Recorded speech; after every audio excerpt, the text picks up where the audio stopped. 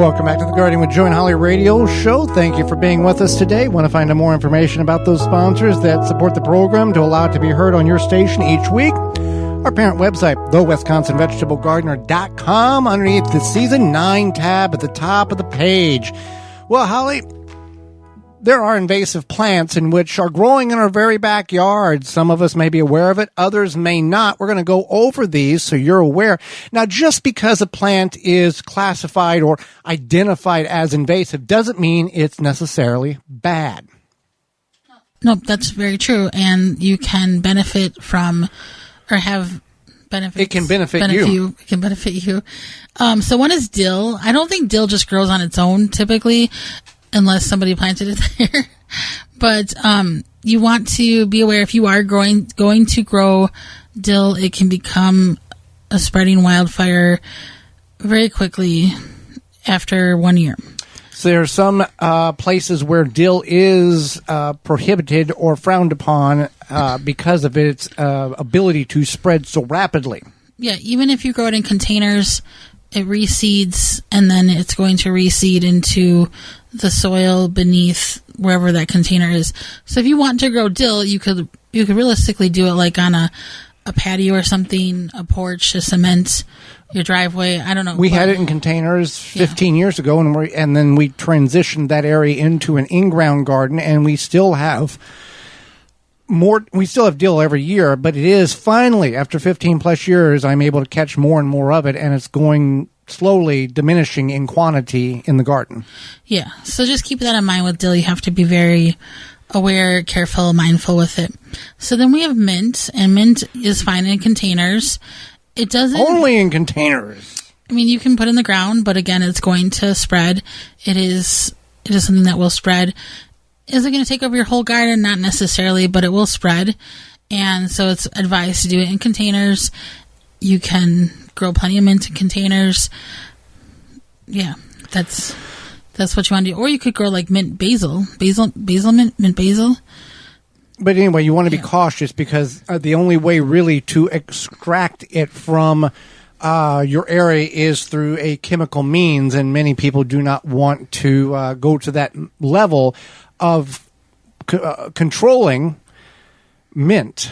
So if you do have like a designated area that you don't care and it's off to the corner and you like to see the mint grow and the bees come in and all that stuff, go ahead, that's fine, but be aware of what the potential end result will be long term if you let it go.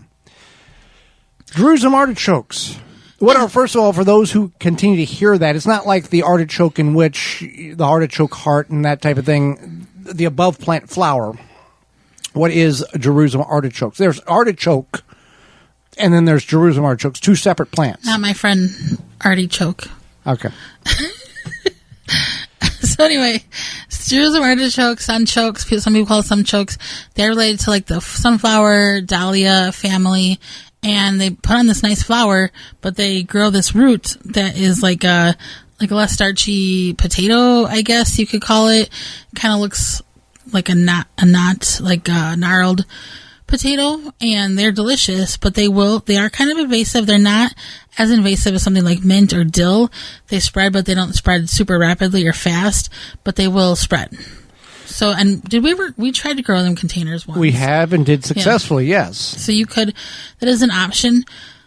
I would, if you can get a hold of them, they are kind of fun to grow. And the good thing about them is they're perennial vegetables, so you don't have to do anything. They're just going to keep growing.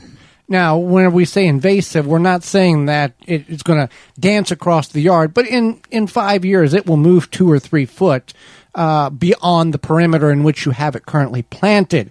So we also find that you can harvest them in the spring before they start sprouting and kind of clean up that way and utilize eating them in the spring as well. Yeah.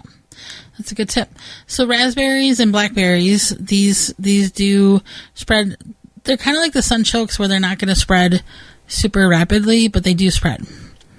And that could be good or bad if you really like raspberries and blackberries. But depending on where you put it, you don't necessarily want it to to grow all over the place. So that's something to keep in Well, mind. and it's not so much that you don't want it to grow all over the place. It's the accessibility to harvest when it is developing the fruit. If you have a patch the size, of a basketball court, and you can't get to the center of it because it's so thick. That's the more of the negative of the letting it spread. It's going to produce, poundages of berries, but if you can't access them, then it kind of defeats the whole purpose. In nature, there is certain areas in which blackberries and raspberries grow, but they do not grow in that type of that type of way where they just clog each other out. They space themselves naturally in order to grow and be successful and reproduce. Exactly. So then there's garlic mustard. I don't know if anybody actually plants garlic mustard. It just exists. It's native to a lot of areas.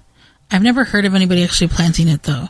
But it typically will grow alongside property lines, and it's a green, leafy, kind of cruciferous, but not. It has a garlic odor, Yeah, it has a garlic especially odor. when it's young. It's actually native to Europe and parts of Asia and Africa, but has spread to North America and is now considered invasive species. While it can be edible and even nutritious, it also is known for crowding out native plants and disturbing the ecosystem in which those plants are trying to grow. So it is not necessarily always a wonderful thing. First year it forms kidney-shaped, tooth-shaped leaves close to the ground. The second year it can grow 1 to 3 feet, sometimes up to 6 feet tall. Holy cow! I didn't know it got that tall. Flowers and seeds and roots, and then you got the whole thing to deal with. I just know that when I worked for different gardeners, that we were always pulling it out along with the next one we're going to talk about here, and it makes your hands smell like garlic basically, but you can eat it. I mean, people have made like garlic mustard pesto. They'll add it to like stir fries, etc. So yeah, it's not like necessarily the worst thing, but it is invasive. So buckthorn is it is a tree. Yeah, it's a tree. And it gets spread a lot of times by birds. So birds will eat the berries, and then as they have waste and they're flying around, it will reseed kind of aggressively and rapidly. It does outcompete native plants, and it can form these like really dense thickets. So if you do have buckthorn, you want to make sure that you are pulling it. You want to make sure you're trying to control it the best way possible. And that's buckthorn in the South. It's a big problem in the southern states, especially during logging. For these people who are actively logging their property and then creating, like in a hunting situation, they're clearing the area in order to open it up for food plots or something like that. Buckthorn is a very aggressive plant. And if nothing is done, that buckthorn comes in invasively and overwhelms the area, and there's virtually no value to the buckthorn whatsoever. And then you've got to go in there and remove it, and then burn it, and then plant, so you have something in it in the area to prevent the buckthorn from coming up. There you go. So then we have Japanese knotwood.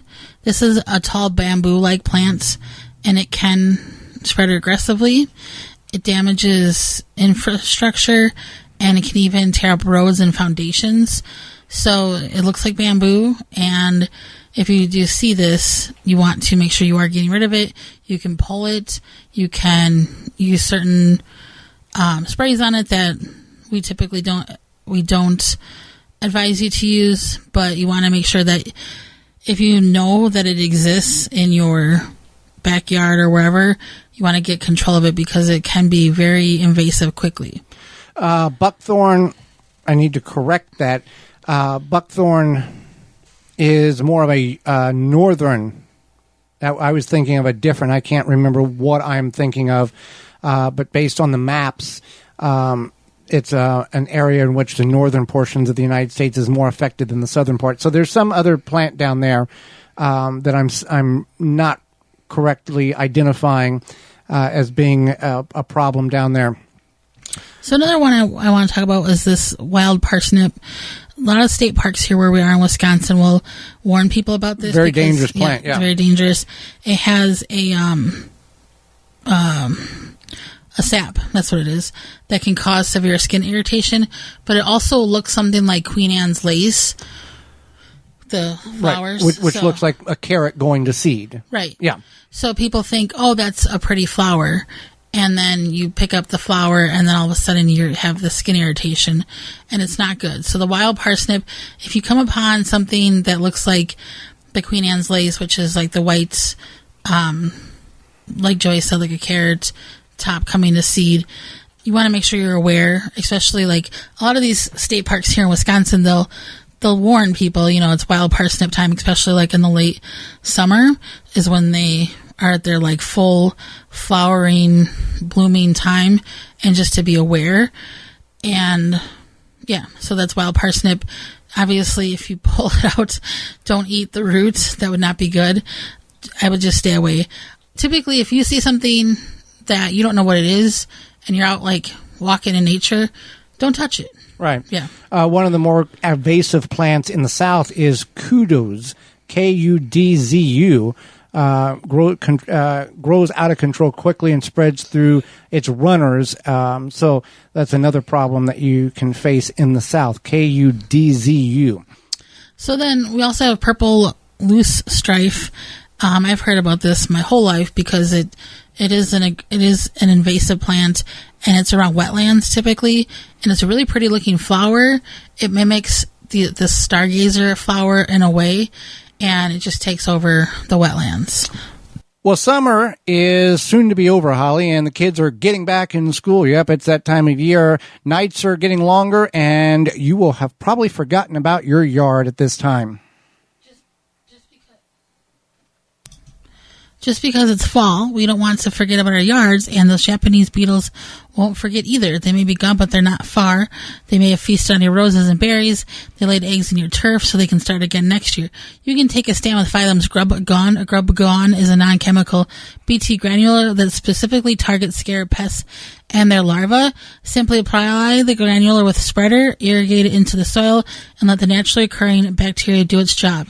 Not only is Grub Gone easy to use, it is the only non-toxic non-chemical choice to be effectively to use to control those grubs. And the best part about it, it's non-toxic to bees, pollinators, beneficial insects.